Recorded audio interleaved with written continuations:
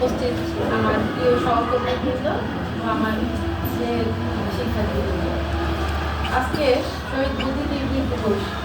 আমার কাছে মনে হলো যে আমরা একটা গার্লস স্কুলে চাকরি করি, তাই কেউ কি আমরা জানি যে প্রথম মহিলা শহীদ বুদ্ধিজীবী কে ছিলেন? বাচ্চাদের উদ্দেশ্যে বলছি, শিক্ষার্থীরা জানেন কেউ আপনারা?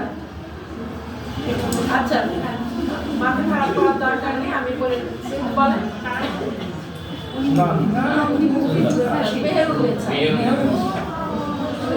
যাই হোক, আমরা বিগত বক্তাদের কাছ থেকে অনেক ইতিহাস জেনেছি।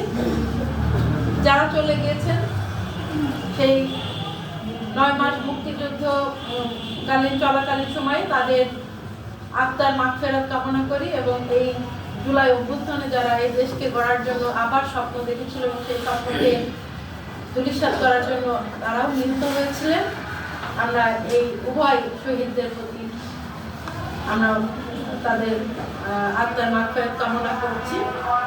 বুদ্ধিজীবী দিবস কি, কেন, কারা বুদ্ধিজীবী হিসাবে ছিলেন সেই ইতিহাস আমরা শুনেছি। তবে আমাদের করণীয়, আমি মারা গেলাম কিন্তু আমি কিন্তু স্বপ্ন দেখেছি, কিছু বীজ বুনেছি। আমি তো মরে যাব, এখানে আমরা যারা আছি সবাই মরে যাব, কিন্তু আমরা কি কেউ জানি যে আমাদের ভিতরে একটি স্বপ্ন আছে? এই স্বপ্নটা কিন্তু তোমাদের হাতেই আমরা দিয়ে যাচ্ছি।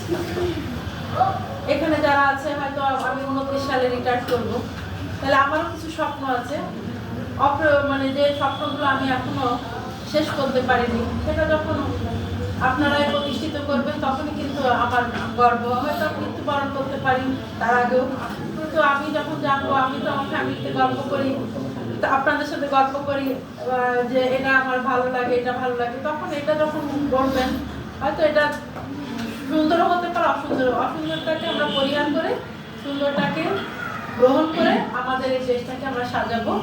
এই বুদ্ধিজীবী দিবসে এই আমাদের প্রত্যয় হোক।